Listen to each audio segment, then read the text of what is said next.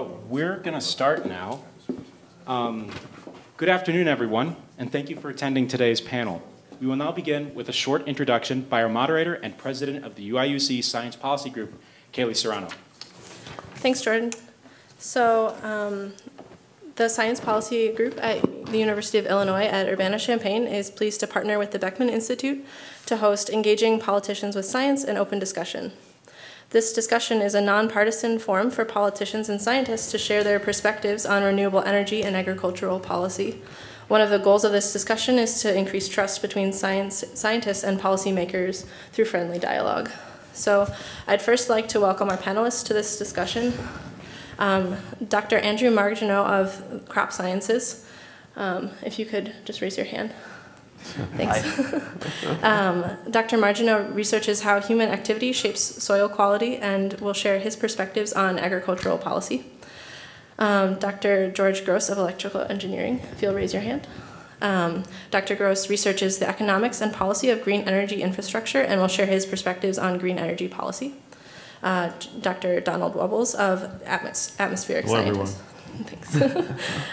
Dr. Wubbles is a world-class climate scientist who has worked on projects to understand how societies change in response to climate and he will be giving his perspective on climate change. So these subject matter experts will sit with Betsy Longdren, a UIUC alumni who is running for a seat on the House of Representatives in the Illinois 13th District. We would like to take this time to also mention that Representative Rodney Davis was invited but unable to attend due to scheduling constraints. So thank you all for being here with us.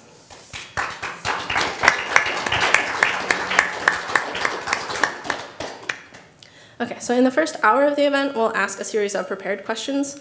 During this part of the discussion, members of the audience can raise their hand if there are comments or clarifications that are directly related to these questions. We're fine with that. And someone can come around with a microphone so that we can hear you. However, we would like to ask that all other audience questions that are not related to the prepared questions would be written down on the note cards that you received. And we'll collect those and we'll select from these written questions and use them during the final half an hour of the event. Thank you in advance for your cooperation. So we can begin now. The first question is directed to Betsy. Just generally, what new technologies and health research enterprises excite you the most? And what do you think, which do you think hold the most promise for helping you solve the problems that your constituents face? Sure, thank you. So, in answering that question, I want to make sure that you have a good sense of the district that I am running to represent. So if you picture where we are right now, we are on the very eastern border of the 13th District. And it goes north up to Bloomington Normal. And then it goes through Decatur, over to Springfield. And then it goes south down to Edwardsville by St. Louis. And it goes west all the way to the river. And so we have 5 sort of urban hubs. And then we have a lot of farmland. And so a technology that is very exciting and extremely beneficial to people in our district is what we're doing and where we can go with telemedicine. So you picture some of these very small rural towns that maybe they have a critical care access hospital, but they don't have fully staffed hospitals like we've got here in Champaign-Urbana or over in Springfield. And so telemedicine it's going to save lives. Down in Carlinville, which is in Macoupin County, right now we have some telehealth happening there. And so what does that do on a functional level? Well, it means that somebody who doctors think in the emergency room could be suffering from a heart attack or a stroke can get dialed in immediately through video to a larger hospital with somebody who is on the other end who is an expert in that field.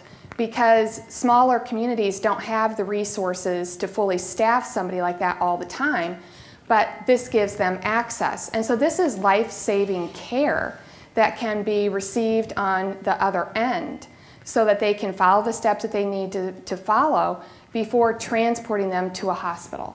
So for people in our districts, that is really exciting, and the federal government plays a big role in that because of funding. Awesome, thanks so much. Yeah. Does anyone else have ideas about technologies they would be excited about? Yeah. So I'm an expert in climate change, so naturally I'm going to go to some of the aspects related to that. But in the last year, the price of solar energy and wind power have dropped so much that they're either have or about to surpass natural gas as the cheapest forms of energy. This is a real win-win for the American people because these are renewable technologies that we can use forever without having the effects on pollution that we've had from the use of fossil fuels. So I think that aspect is really making a difference. And as a result, communities like ours here, there's Champaign-Urbana Solar 3.0 that has been going on. Bloomington Normal's had a similar thing, I think Springfield may as well, where we have the cities helping to encourage the use of solar. And in fact, just today, a solar system is beginning to be installed in my house in South Urbana. Awesome, thank you. So maybe I can intone a couple of comments. I'm most excited about the movement towards the electrification of transportation because very recently, about a year and a half ago, for the first time, we've had more pollution coming out from transportation than from the stationary electric power assets. And so the idea that we could replace much of the transportation, which is based on basically burning various types of fuel by electricity would be a welcome direction because we do want to clean up the environment, and that really does help the health of the population. So anything that we can do in the state in terms of establishing a solid infrastructure for charging vehicles will be very, very helpful in that direction. Right now, we are in a kind of a chicken and egg syndrome because people will start buying electric vehicles for themselves, and we'll also talk about fleets of electric vehicles for the UPSs, the FedExes, the Postal Service, and so forth. But there's no infrastructure, and it's very, very possible to get stuck between A and B. And so how are we going to move that? I think at the beginning it's going to require a little bit of push from the government in one direction or another. But after that, I think it's going to have a life of its own and it's going to take off. Awesome, thank you. I actually have a related question, and then I have one for you after, since you didn't speak yet. So the electrical grid in our country, it's said to be outdated, and some estimates show that up to 65% of the power we generate is lost as it is being transmitted to its destination. What federal funding programs are needed to research the information to renovate the grid? If you have any comments related to that. Okay, so I'll talk a little bit about the power grid, which is definitely old because much of it is using technology which was developed before the 1950s. So we have basically something like 70% of the transmission lines and the power transformers which are older than 25 years. And we have about 60% of the circuit breakers that we use in the grid which are older than 30 years old. So your point is very well taken, that's correct. The 65% you mentioned is essentially in terms of energy losses that we suffer. So if we put in all the raw resources from which we convert into electricity, we lose tremendous amount. 66.7% is the figure for 2017. Lawrence Livermore does the studies every year for the Energy Information Agency. So we have administration that we have those figures quite well known. So it is. Anytime you convert from one form to another, there's going to be efficiency losses, and some of them have to do with the physical nature of the device, and some of them possibly could be cut. So even 1 or 2% cut is already significant in this area, because we as a nation, we use about 100 quads of energy. That's 100 quadrillion BTUs. That is the total energy consumed in this country. So the Department of Energy has undertaken some projects in various areas where they're trying to improve the efficiencies, and we have made some big strides, particularly in the area of solar, because the price declines have been absolutely very dramatic. A watt of solar panel used to cost $76 in 1977. That same watt cost less than 25 cents as of the end of last year. So we've seen dramatic strides. But there are also silly things going on in terms of tariffs being imposed on solar panel importation and so forth, which are just noise at this point, and unnecessary disturbance to what's happening. I think this country is very committed to green electricity, and it's not only because of mandates, it's also because there's an interest on the part of the population to leave the world in slightly better shape than they found it when they were born. So you see that in terms of corporate purchases of energy, which is really going through the roof because people are trying to look greener than their neighbors. So I think it's boding very well. Awesome, thank you. I have a couple of questions relating to agriculture next. So when we're talking about preserving a healthy carbon-rich soil, it's important for supporting productivity, farm resilience, and farmer prosperity. The Senate version of the proposed Farm Bill included a new pilot program that would pay farmers for building soil health and measuring gains in soil carbon.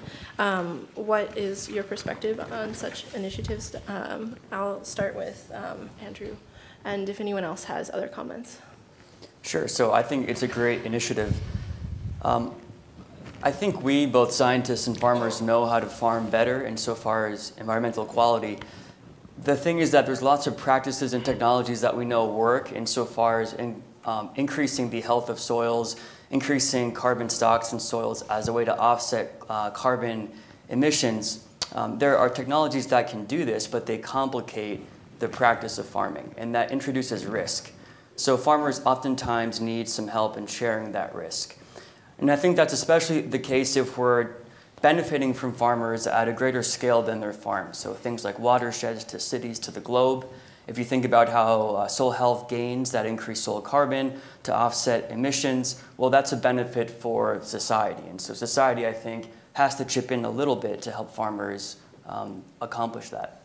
So if there's a way to provide payments or other support like knowledge support at the federal level, that's fantastic. There's lots of states like California and Maryland that have begun their own statewide soil health initiatives, and I think it's kind of due time that the feds follow suit, and it appears that they are. Awesome. So just to add what Andrew said, there was a meeting here a week ago on confronting climate change in this room, and in that discussion, there was a very interesting aspect of it that looked at the potential for using soil and plants to help store more carbon, to help slow down the rate of climate change as we continue to gradually, hopefully as quickly as possible, but move away from the use of fossil fuels to alternatives. And so agriculture is a big part of that potential for how we can look at storing more carbon. So there's a lot of aspects in the techniques that are being developed in the farming community that could help lead that way. Awesome. Thank you for that perspective. This is another question that's related to agriculture. It's that agricultural companies are allowed to copyright genetic sequences of their genetically modified products. Particularly, there are brands of Roundup Ready seeds that are immune to the popular herbicide. And so the question I'll direct first at Dr. Margenot is, should our food production depend on proprietary seeds, and what your opinion is on all of that? Sure, yeah, it's a complicated subject, I think, or complex rather. I'm not a seed scientist, so I can't speak to the IP rights and the issues of seed viability, but from what I understand, a lot of farmers want to buy those seeds because these seeds do offer benefits to crop production. In the current economic, if you add up all the vectors from laws and economics and markets, they do sum up to point in that direction. So I think it is tough to make or to provide one perspective on that that would, that would be useful. I think there have been some well-publicized cases of farmers being sued for violating patent law when it comes to GM seeds. From what I understand, those are the exception. Most farmers are willing to pay for this technology. I think there's other issues with intellectual property rights in agriculture, like the issue of tractors. You may have heard about tractors being hacked by farmers so that they can put in their own software. Right now, companies that produce these smart tractors that have GPS, etc., they have to also buy the software and use the software. And in my mind, I think that's a bigger challenge when it comes to IP rights in agriculture. Awesome, thanks for that. Okay, so I'll switch it up a little bit and I'll address this to Betsy. And since we've talked a lot about climate change already, just in general, what individual choices could we consider making to combat climate change, like in our everyday lives? Like what your perspectives are on that? Sure. Well, I see people every day making what I think are really smart, responsible choices, whether it is, if they are, whether it's recycling, whether it's trying to use renewable products in their homes, in their businesses. And I would agree with you that it's because I think there's a general consensus among people that we do want to leave the world a little bit better off than we found it. Something I have, that goes, I guess, maybe a little bit outside of this question, but I think is something that is relevant to what we're seeing happening right now, is some of the policy changes that have come down through the current administration, and also some of the changes that they've been making behind the scenes. And one thing that I get very worried about is trying to change facts. Mm-hmm. And I worry about some of the changes that they've made to the EPA Science Advisory Board, because that group is responsible for establishing facts on which sound policy is based. And so if you change the rules, this has typically been academics and, and government scientists. And when you change the rules and say that people who have received a grant through the federal government, in the last 3 years or have one pending, are no longer eligible to sit on the Science Advisory Board, but industry scientists are allowed, I think that it enters a real dangerous zone of who has a seat at the table. And then the facts that are now, what we're basing our policy on can become distorted, frankly. So I worry about some of the policies that have been rolled back. Of course, I worry about that, and it's something that that I want to address. But I also worry about what's happening behind the scenes, and I think it's really important to have a representative who is looking under the hood. For sure. So it's important to realize that it's okay to have alternative facts in places like Saudi Arabia, but I don't think we should have it over here. The next question I was going to ask actually follows up with that nicely, is just if there are any federal research or policies needed to reduce our dependence on fossil fuels or create or utilize innovative renewable energy sources. So, and this is kind of an open question, if anyone, yeah. So if we look at the Paris Agreement, which begins the process of starting to do something about climate change, and the U.S. made a proposal under the Obama administration. I was actually part of the Obama administration at that point. I left the university for 2 years at the request of the White House to help them. The aims there of reducing our dependency on fossil fuels will probably be largely met despite what's going on with the White House right now, with this administration.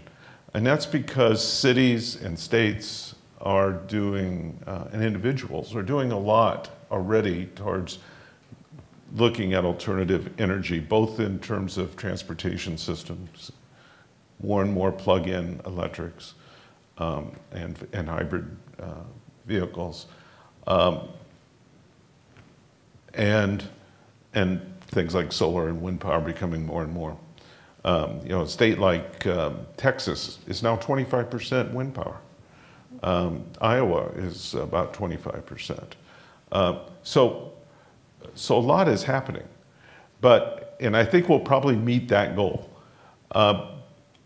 The reality is we need to go a lot beyond that, and that's where we need the government to really step forward and say this is a really important issue. It's perhaps the most important issue, not only of our time, but perhaps of all time. And it's already affecting the American pocketbook. The taxpayers have been affected by the increased intensity of severe weather to the tune of maybe as much as $1 trillion over the last 30 years. We need to acknowledge that and try to do something about this issue because this is not only important in our own time, but it's going to be greatly affecting our children and our grandchildren. And I really worry about that. Awesome. So I would tone in that we won't be able to get rid of all the fossil fuel overnight. No. And so when you have to become realistic because we have to do this in an orderly fashion. But we're making very, very good progress in the area of storage. And as soon as we get storage, which is going to be price effective, I think we're going to start having a very good handle on this piece. It's very true what Don said, that 37% of the energy, electric energy in Iowa came from wind last year, and by far, Texas is the largest state in terms of wind capacity, much larger than California, for example. So those are all good moves, but we need to really work on storage because we will have to displace as much as possible all these fossil-fired units. At this point, we don't have that flexibility. And in operating a power system, not having that flexibility means that we might not be able to meet everybody's load at the time when it's required. And that's a no-no in any utility's mind because they have this reliability, über alles type of mentality in terms of trying to meet the load. So I think we're moving in the right direction. I want to give you a story which is interesting because I talked about electric vehicles and storage, where government policy is very useful. If you go today to Oslo in Norway, 25% of the taxis are Teslas. Why? Because the government decided not to charge duty on any imported vehicle which is electric. So that by itself is able to reduce the price where a Tesla becomes cheaper than a BMW of comparable size, and it's leading to the electrification of the transportation. So we need those kind of incentives. China is looking at very similar things, but China's numbers are very large. China is the largest nation in the world in terms of electric vehicles today. In the US, we have what we call electric vehicles, maybe 1 million of them as of this time. But it's still a very small percentage of the total vehicles that we have. So we need essentially training, education, basic incentives to do this. And I think we are moving in that direction because we really cherish our clean air. And so it's very important to push in that direction. And any kind of incentives that we can get, I think are going to stand very well to really push us forward in that direction. And it's important. Awesome. But we won't get rid of coal as of next year. No. And with nuclear power, we're in a bad position because what used to be called too cheap to meter now is too expensive to operate. So we have those problems. Oh, yeah. I was just wondering if you would expand a little bit on where we are right now with storage and how long you think it's going to be before we have the technology, or like the capacity. So we have storage. We've always had storage. We have storage. We store energy in buildings like this. Just not enough. We just don't have it in large enough scale. Right. We store energy behind dams where we create what's called pump storage, where we discharge the upper lake reservoir during the day to displace fossil fire generation. And then at night when we have a lot of generation, which sometimes creates negative prices in the markets. So the loads get paid to be online during the night because nobody wants to shut down. Because if they shut down, then they don't have enough energy to meet tomorrow's load. Mm-hmm. So we can't shut those units down because of thermal constraints and so forth. So we have negative prices, and you send back the water during the night, so you have it available for the next day. In terms of actual storage, funny story is a Tesla development. Tesla built this large battery factory in Nevada. But it's brilliant because Elon Musk basically uses other people's money. Gets $1.16 billion from Panasonic to build it. He gets $1.25 billion from the state of Nevada. So he builds a $5 billion facility, which is not yet finished. And he's producing these power walls. So last week they announced in big print in the press that they're raising the prices, not because their costs are going up, because they think they deliver more value than what they pay for the customers. And the problem that they have is not selling the units because they have plenty of backup orders that they can't serve. They just don't have the facilities to produce them fast enough. So in terms of where we are, I think we're on the path to get some breakthroughs, but it's coming. The question is how fast will it come? Mm-hmm. And I think there's a lot of hungry mouths in Silicon Valley who are trying to get the new materials to the market and so forth. So I'm very optimistic that something similar is going to happen in terms of price decline in storage that we've seen up to now in solar.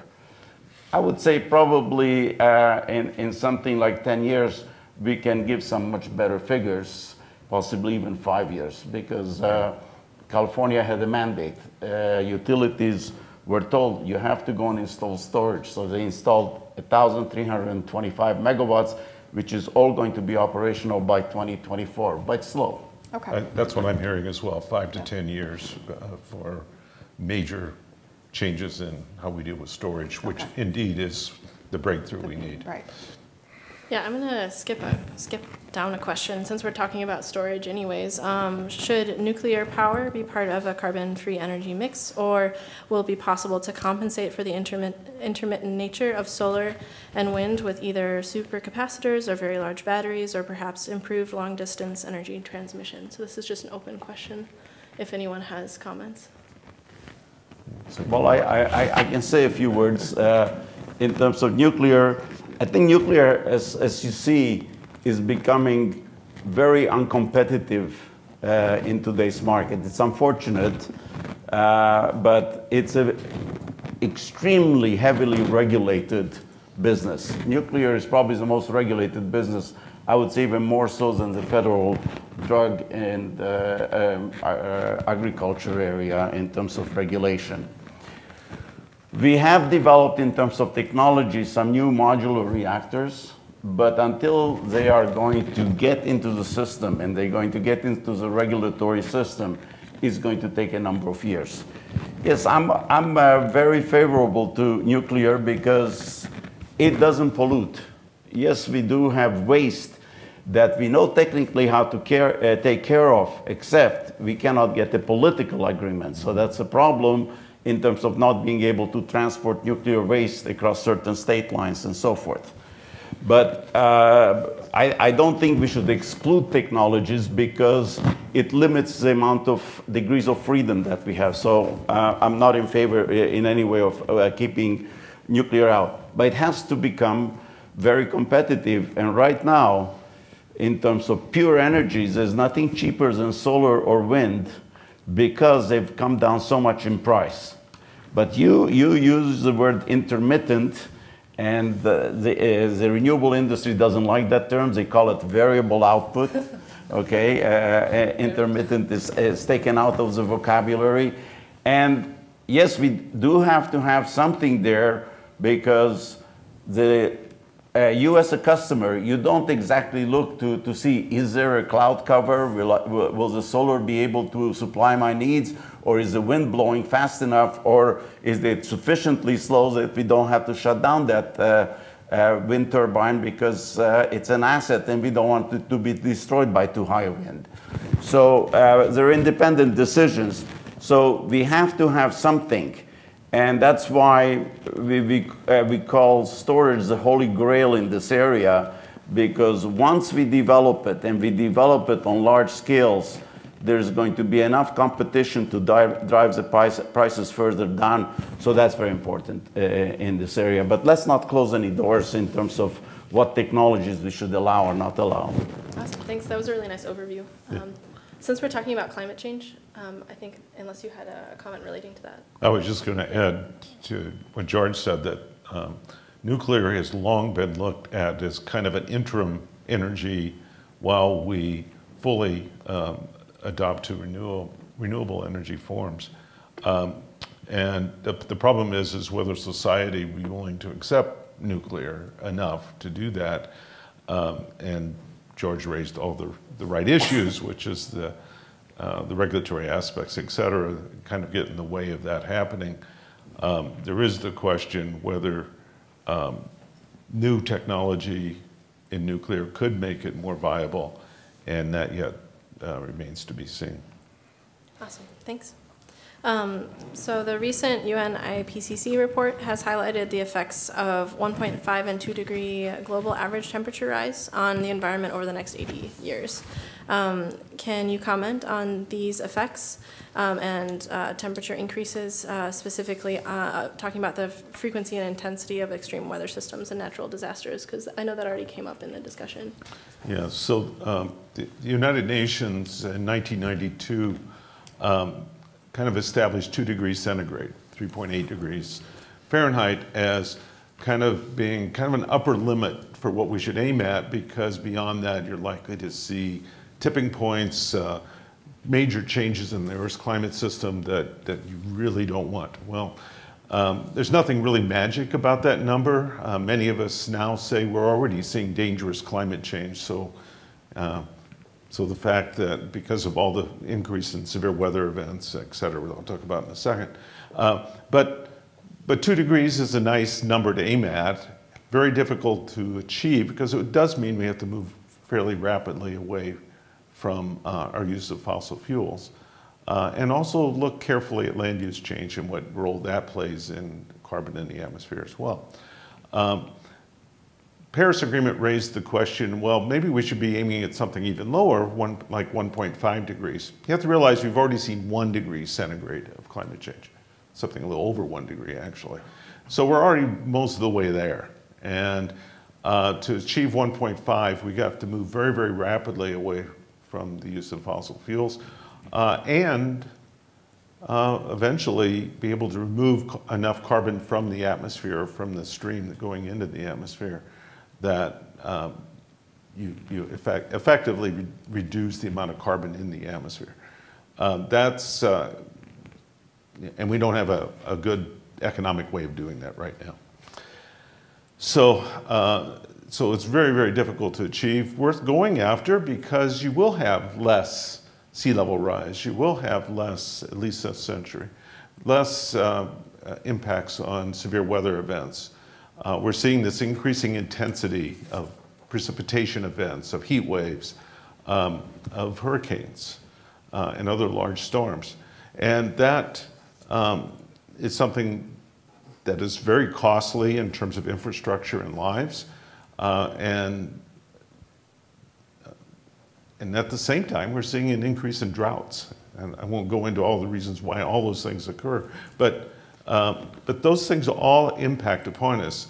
And as the temperature increases, meaning there's more energy in the Earth's system driving that increase in temperature, it's also leading to more intensity of these severe weather events.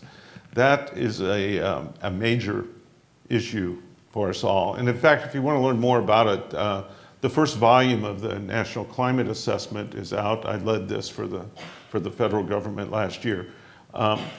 The U.S. Global Change Act of 1990, which was signed by the first President Bush, requires that there be an assessment of how climate change can affect the American people. And this is the science side of it, that the impacts and policy side of it will come out this December. That's the second volume. And you can find this on the web at science2017.globalchange.gov. And this actually had to be approved by the current administration before it was made. This is the executive summary. Full assessment is 470-some pages. So I have a quick follow-up, if you don't mind. oh, sure. Just like relating to the 1.5 degrees versus 2, what the differences between those might be while you're talking about it anyways. Yeah, so if you look at the report, the IPCC which is the Intergovernmental Panel on Climate Change, it's the UN body that pulls the scientists together. It'll also do a similar thing like the US National Climate Assessment, but does it internationally, looking at the full planet every 4 to 6 years, roughly about every 6 years. This report looks at the two possibilities, but it's really pretty general in terms of just saying that you're going to get a lot more intense severe weather if you have 2 degrees versus 1.5. In terms of sea level this century,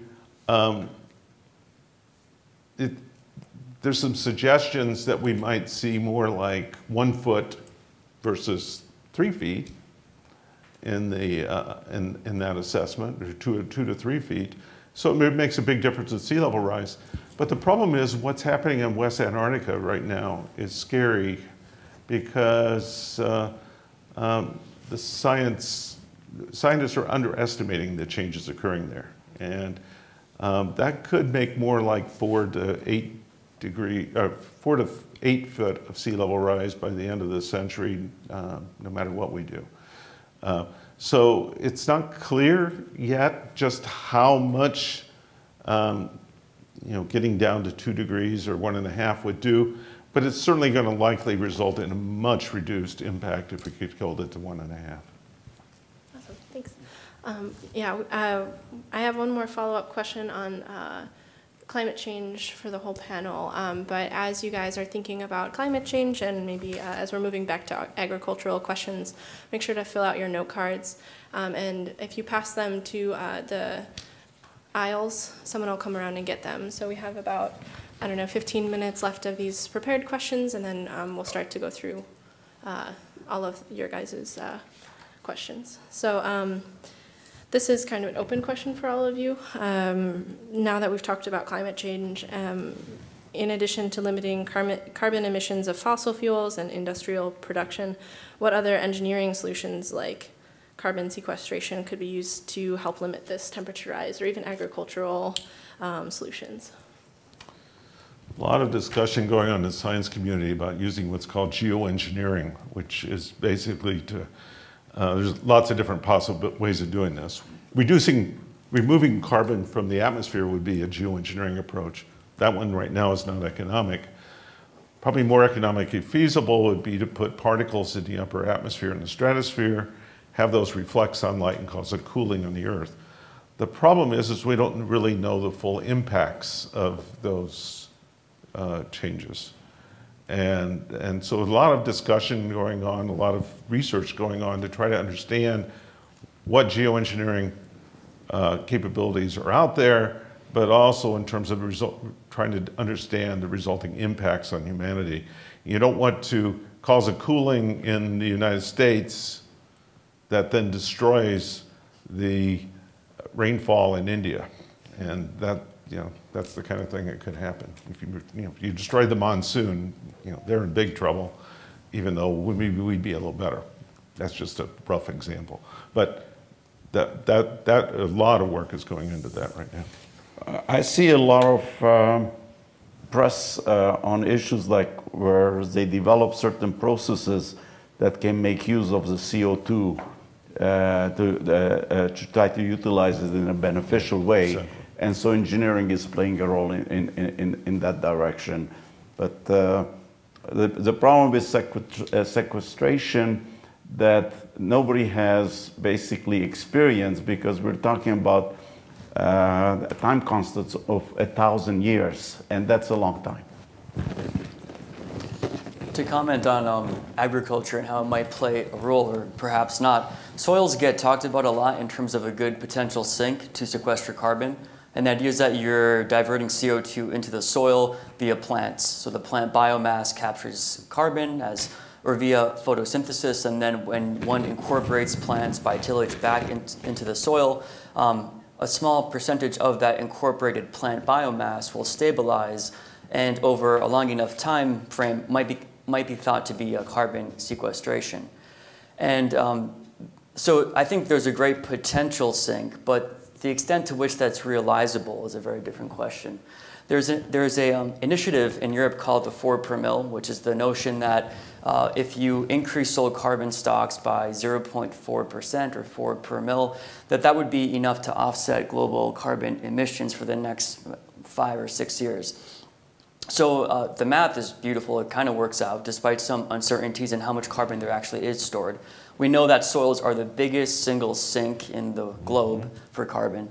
But in terms of managing soils in a concerted way across the tapestry of cultures and continents, that's a heck of a challenge. And so a lot of those practices that might increase soil carbon, they might miss sight of the fact that agriculture is for food production, first of all. And there might be trade-offs between increasing soil carbon with food production or just the economics of farming that may not make sense to farmers. So because it's so dispersed, and if you add up all the farmers in the world who'd have to get on the same page, especially poor farmers in much of the tropics, then the potential of soils to actually make a dent in carbon offsets gets a bit more complicated. And from what I understand, trying to do geoengineering to inject CO2 gas into deep soil vents or into bedrock is probably a better bang for your buck. There's still benefits to increasing carbon in soils, like soil health, water quality, but it shouldn't be the main goal. Rather, carbon sequestration for climate change reasons should not be the main reason why farmers manage soils in a way to increase carbon stocks. I'd like to chime in on an economic angle. And I think it's very important for this country and other countries to really establish a carbon price. Once we establish a carbon price or a carbon tax, whatever it's going to be, we are going to be able to quantify the benefits which the renewable technologies bring. And so they will be overwhelmingly in their favor. And I don't know why it has taken so long for this country to establish that. We have certain regions which are doing some carbon utilization management, but we need it on a global basis because that's really going to do economic measures to really reduce the CO2 concentration. Awesome. I'll switch to more of an agricultural-based question. I'm sure we'll come full circle again. But across the country, aging water infrastructure is making water quality variable. For example, in Champaign, a community recently received a boil water notification from their water supplier, while across the city, other constituents haven't. What research do you think is needed to test water infrastructure, and what resources are needed to ensure constituents can depend on quality infrastructure? And I guess this can be open to anyone, but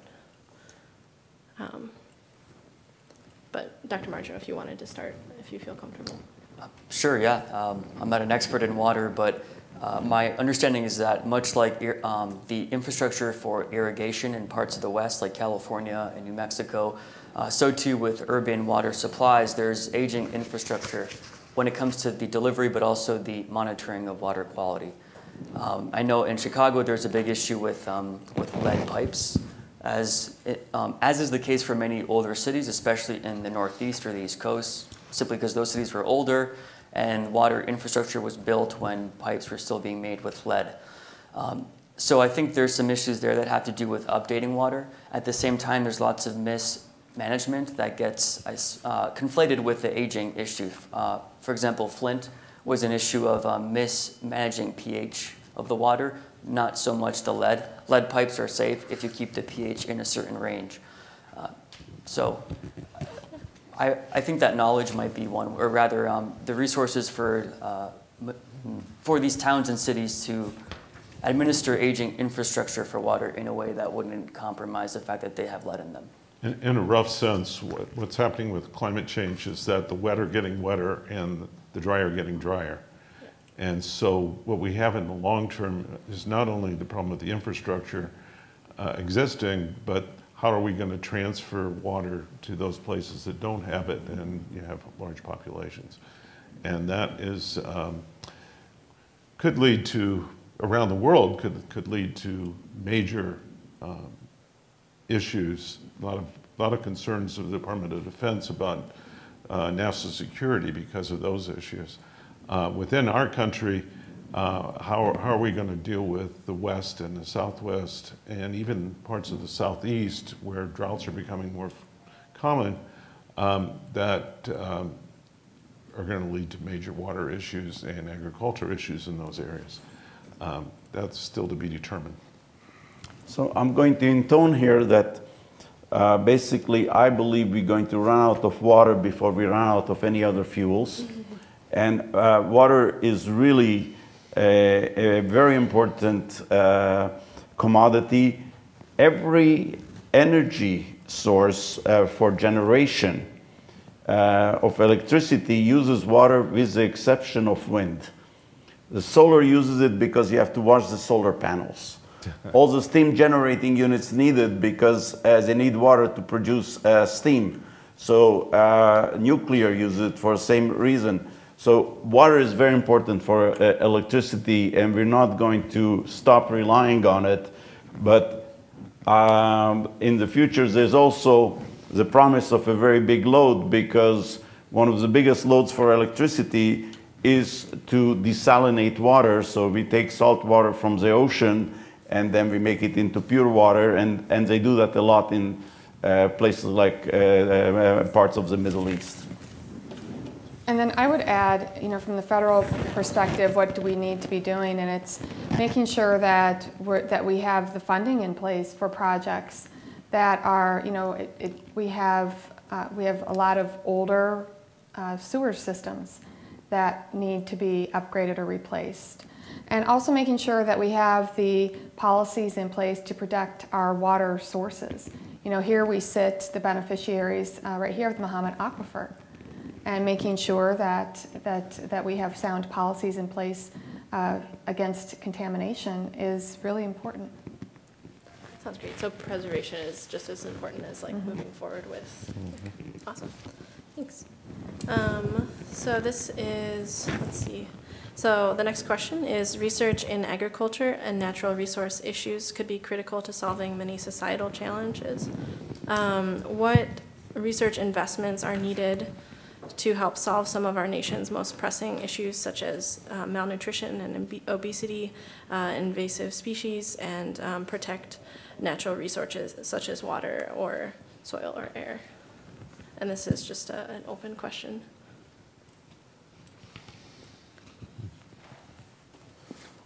I could comment on the CRP. So that's a federal program that pays farmers to take land out of production and they put it into some kind of a native land use. And so that, when done even at a small area or in a small acreage, if done in a targeted fashion, like along waterways, can be quite powerful in terms of maintaining water quality. And I think the biggest there's maybe two drivers for why CRP is not as well adopted. One might be the prices could be a bit more competitive. I mean, if you're a farmer, you're weighing, do you get payments to not produce versus is the market going to go up for corn and soybean? And right now, corn and soybean are at all-time lows, or corn was and soybean wasn't until a tariff issue came up in the past few months.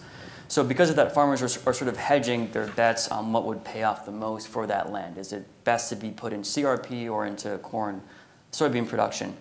There's also, I think, some cultural barriers to adopting CRP, just from talking with some farmers. You know, we envision the Midwestern landscape as one that's being dominated by agriculture, and so there might be perception by some parts of the country that not producing on good land is a waste of land. That issue, that needs a social scientist, not an ag scientist, to address. And so I think that a lot of this a lot of these challenges are not just science-based or not physical science, they're also social science-based.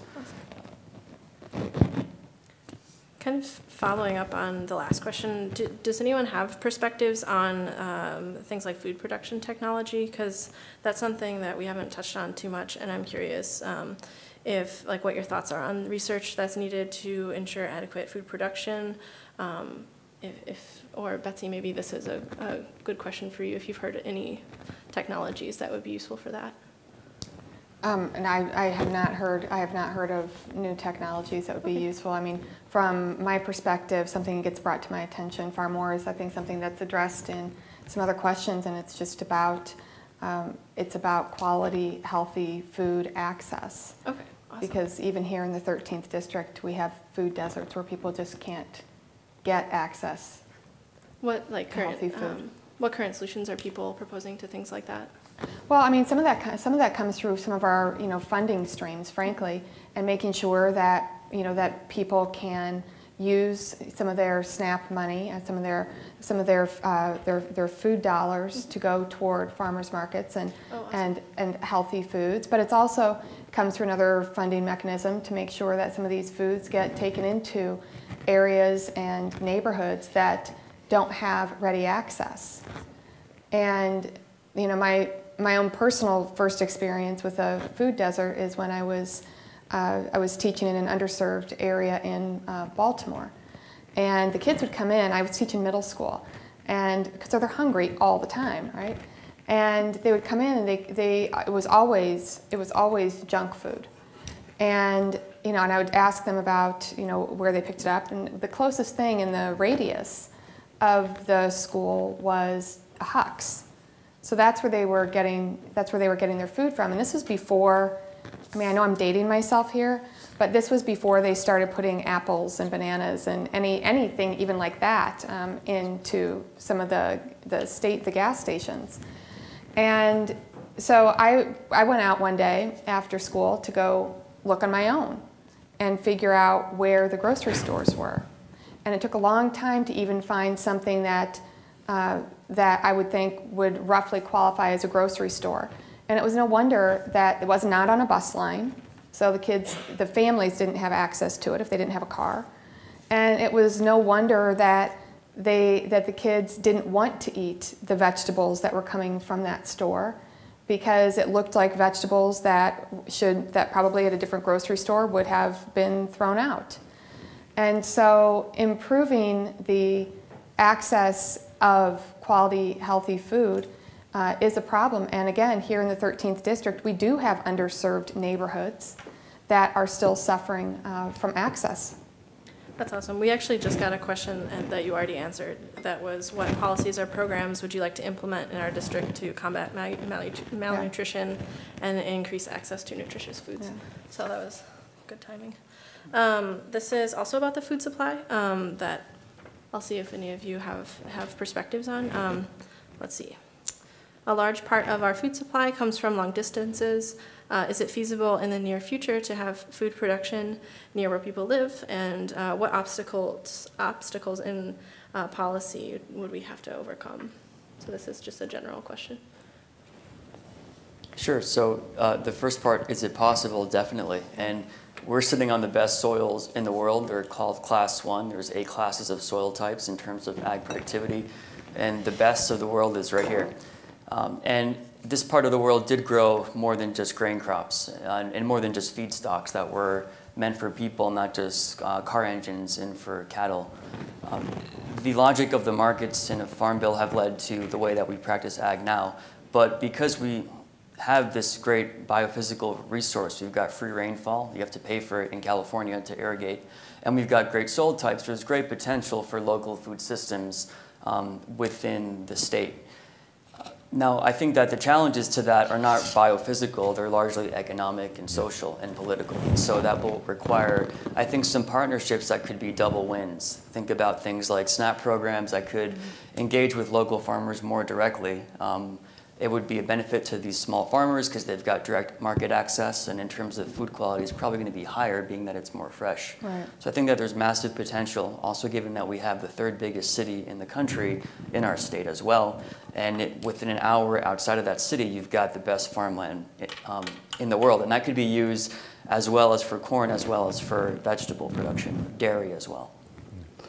And just taking in mind that there's a lot of people eyeing that land also for solar farms and wind farms. Okay, and so we're not there yet, but that might become a political issue down the road in terms of everybody wanting to expand solar and wind, that there is going to be a fight for land use, and that's going to be an issue that we will have to grapple with in terms of food before energy or electricity. I would think here in the 13th district, we're in the perfect spot to see some expansion of some of these programs, because we are blessed with a lot of with land and with people right here, especially here, right in this area, who can teach it and teach people how to do it and how to do it successfully. I know there's a couple in the audience who just moved back from DC and are urban farmers, right? Yeah. Let's see. Yeah, we'll have to see in the next 5 years what happens. This is another one sort of related to food and agriculture. So we can give it a shot. It says, is our own agricultural industry, for example, food, at risk right now due to lack of genetic diversity? And if it is, what kind of policies could be in place to, just with respect to that issue? Sure. I don't know the answer to that. Yeah. I don't either. Curious. So I'll give my best shot. I think you brought the agricultural lobby over here. Yeah. The first part of the question was Yeah. whether there is an issue with with genetic diversity in the current food supply. Mm-hmm. Have you heard about any? Sure. I mean, it might be good to point out that a lot of the major crops grown in this part of the world are not directly consumed by humans. If you normalize caloric production to the fraction of calories actually consumed by humans directly, it's less than 1% for corn. And so the true grain belts, insofar as feeding people directly, are located in Southeast Asia, parts of Sub-Saharan Africa, Latin America. That said, agriculture here is producing very important feedstocks for industry, things like ethanol, corn, for cattle feed, and those are critical to the livelihoods of many rural families in this part of the country. Now, for those kinds of crops, there tends to be fairly homogeneous genetic pools. I'm not a plant person, so I can't speak to whether that's a risk. My understanding is that you are more susceptible with that homogeneity, both in terms of the monoculture, but also in terms of pathogens. So it is an issue. The Irish potato famine is an off-cited example of why having one genotype might be a problem, because once a virus, kind of clicks and figures out the right formula to infect the crop, then acres and acres can get infected. There's pretty good crop protection technologies out there today, so I don't think that would really happen. There was a second part to that question, which was what policies. Yeah, if that is an issue, in which cases, would policies be a good idea to go after, or maybe technologies first? Well, another aspect of that is we do need to adapt to the changes in climate and what that means in terms of what we could grow 10, 20 years from now. in terms of kind of preparing yourself for that. Are you talking about sort of like durability of different crops? Well, some fruit crops, for example, cherries require apples, others that require a certain amount of cooling period. Well, if you're no longer getting that amount of cooling period, those crops are going to have to move further northward or something. So there's a number of aspects related to vegetable crops and the other crops that we use that will affect food availability. Did you have ideas relating to policies? One way to think about it might be about diversifying both in time and space, so crop rotation. To diversify in space would mean that you've got fields that are perhaps broken up, even by non-crop species like hedgerows, and there's all kinds of ecosystem services that can help buffer climate change impacts like extreme rainfall events. And then in time, that would be crop rotation, which farmers here do practice. And the idea is that you kind of hedge your bets, and the eggs aren't all in one basket if there's a pathogen or a climatic change that might impact one crop. I think farmers already do this. They're ahead of scientists when it comes to predicting and acting upon changes because their livelihoods, not ours, depend more directly on how they practice. And a good example for would be the increasing incorporation of wheat as a third crop in the southern part of the state as things warm up. Farmers are finding that they can squeeze in a wheat crop in between the soy to corn. So now there's a 3-crop rotation. It's not the 7 or 8 crops that scientists suggest might be most beneficial for ecosystem services, but it's better than 2 crops. So I think farmers will adapt, and here's where there might be policies to give them the flexibility, things like insurance plans for diversifying for different crop types. A big issue is that specialty crops aren't given the same kind of support financially as grain crops, and so Californians often, or rather farmers in California tend to point out that they don't get the same kind of support for specialty crops, which tend to be the ones that are most nutrient dense. Think of leafy greens and fruits and nuts. So I think that kind of support would further incentivize diversifying in time and space, which would help buffer against climate change impacts and also provide benefits to food security. So there'd be things like incentive programs, right? Is that what you're... From the Farm Bill down to, for example, SNAP programs that might work more directly with farmers. That's awesome. Cool. I have a lot of note cards from the audience just broadly relating to, how scientists and policy makers work together, and I guess how you can build this trust and how the interaction can be mutually beneficial. So we have about 15 minutes of sort of open time. I have other questions, but maybe we could just talk about that and what your guys' different perspectives are on ways to productively move forward as a scientist or a politician to solve some of these problems. Would anyone like to start? Just speaking personally, I really enjoy interactions with policymakers when I get the opportunity to tell them about what it is we understand and what kind of things they should be considering. In order that that be successful, we need to break away from this the current two-party system where the two parties don't seem to interact. We really need to be thinking about problem solving,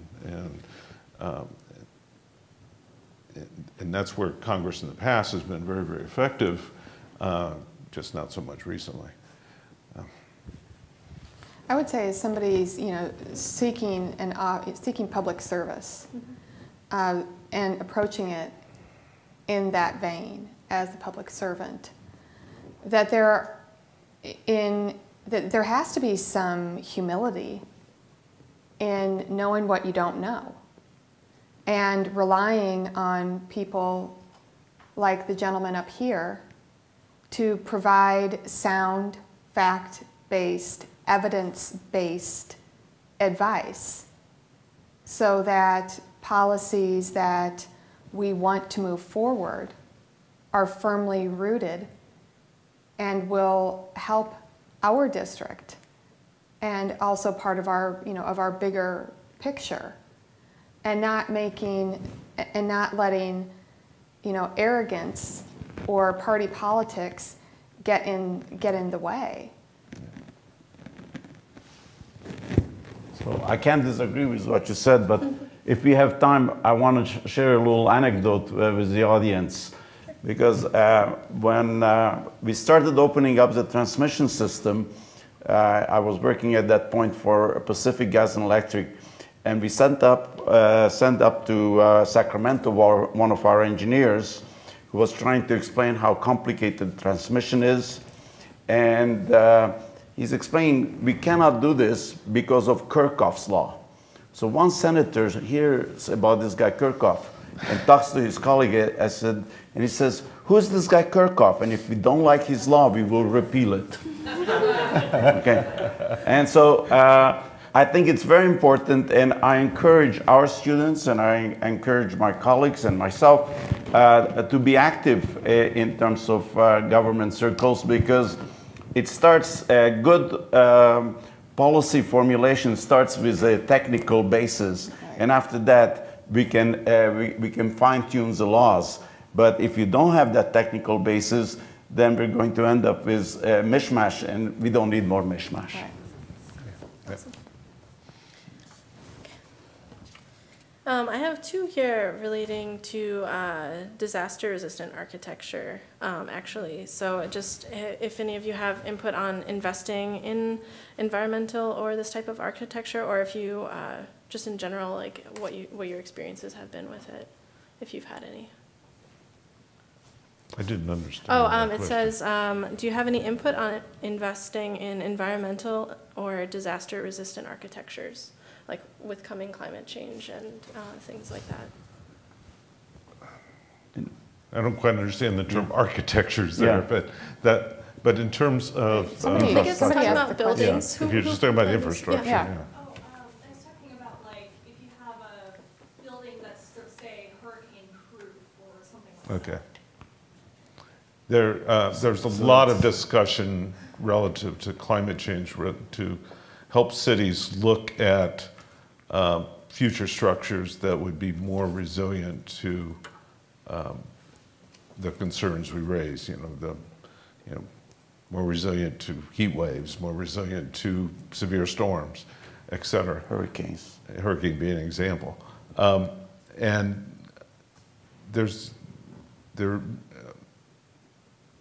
it's not really resolved because there's always this question of infrastructure cost versus the improvement. So people are trying to do that risk management kind of analysis, but I'm not sure just how far it's really gone towards really making much happen yet.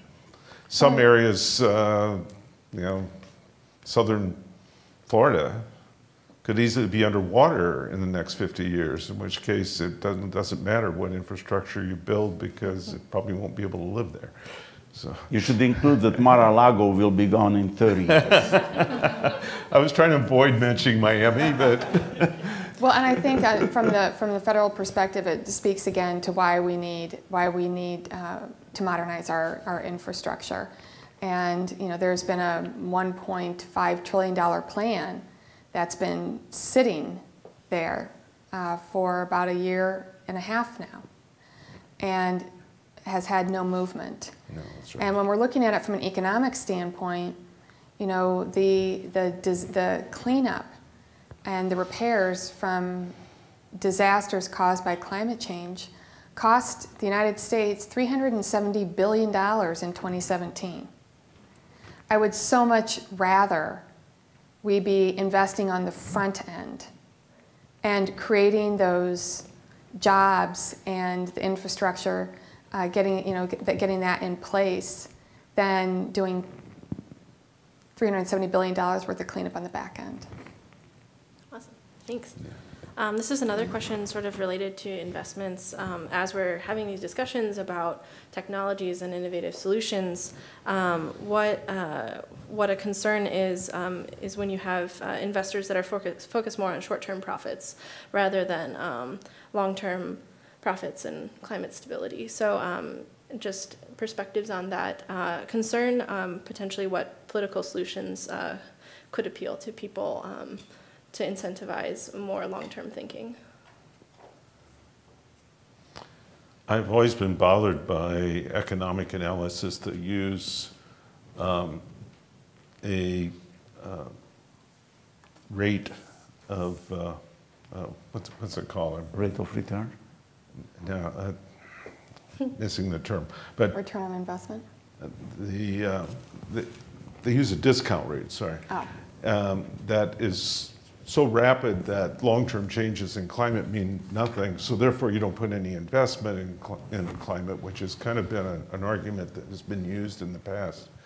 But the problem is by using such a discount rate, you're ignoring the huge impacts People's lives. not only on ourselves, but on our children and grandchildren. And do you really want to discount that away? And so I've had running arguments with some economists about what discount rates you should use.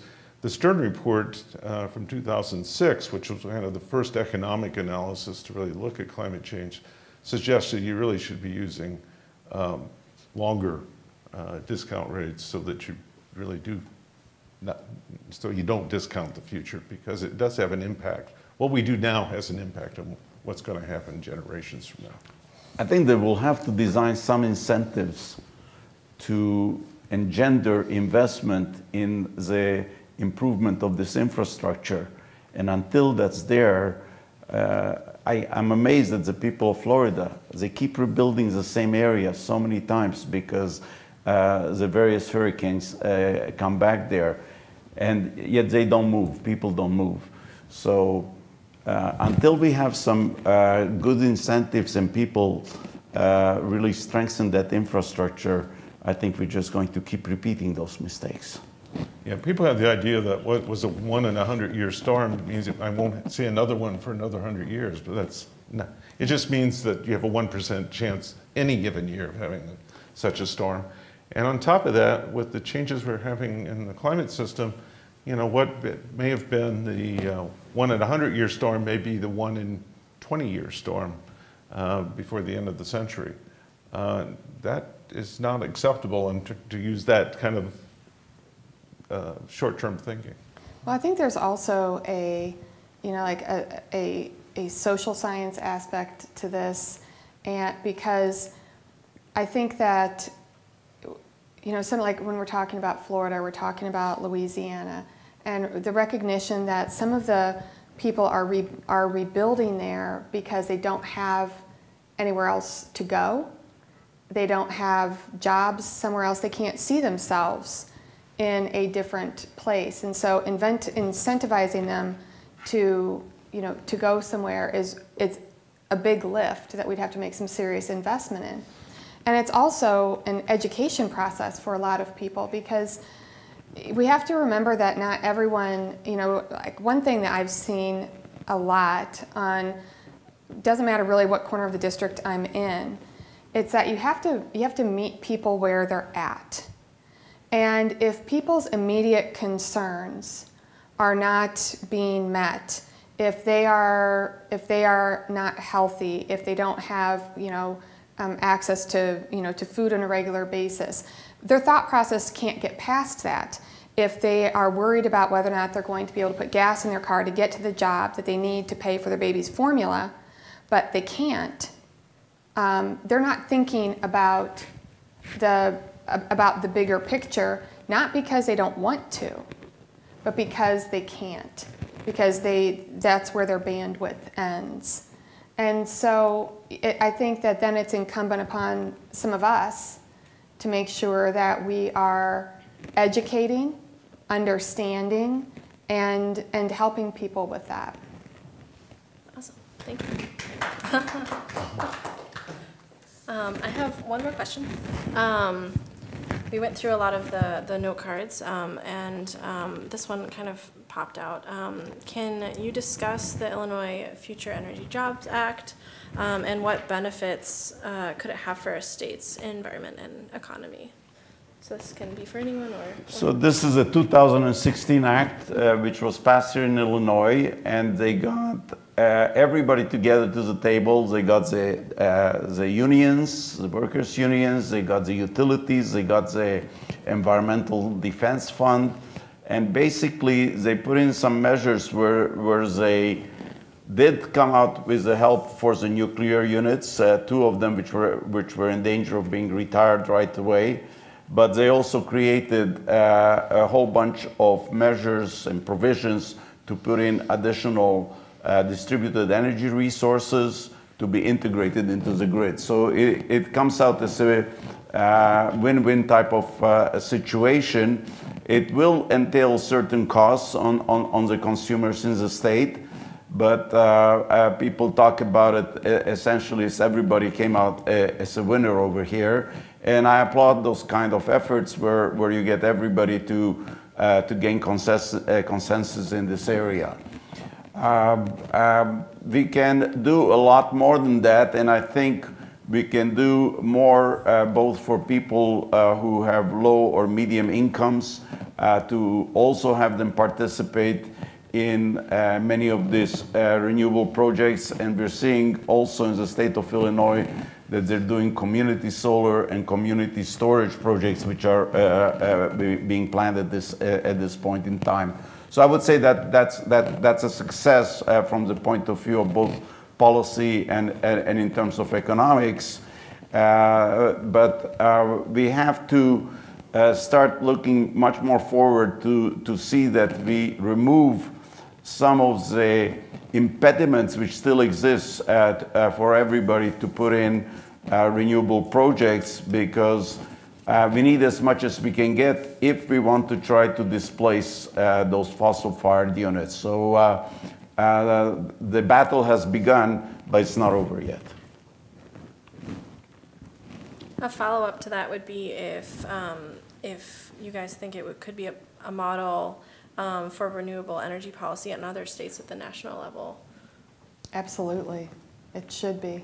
Yeah. How do you know how it compares to other states? Or No, I think it's such a great example of what makes the Midwest in particular special, because it's really hard, as you pointed. I mean, all the groups that got together to design that policy, move it forward, get it passed, working with our agricultural community, our energy community, our unions, and all these different groups and then developing good policy around it that's really creating jobs and bringing down costs and doing a lot of wonderful things. It's funny to me because there are other congressional representatives who represent more homogeneous areas, and they don't understand how we can live at the intersection of all of these seemingly competing groups and live well and live in harmony. And sure, we get in our, we don't agree on things and we're coming at it from different angles. But I think that is just a beautiful example of what we do really well here. Awesome. So I'm not sure we want to be necessarily the role model. We want to leave California for that role because California always insists on being first in everything. So they make the mistakes, we learn from them, and then we do it correctly. Good point. Okay. Second, that's fine. Awesome, thank you. Well, with that last question, I think that's a nice place to end, and we're running out of time. So a big thank you to the Beckman Institute for making this event possible, and let's give the panel a big round of applause.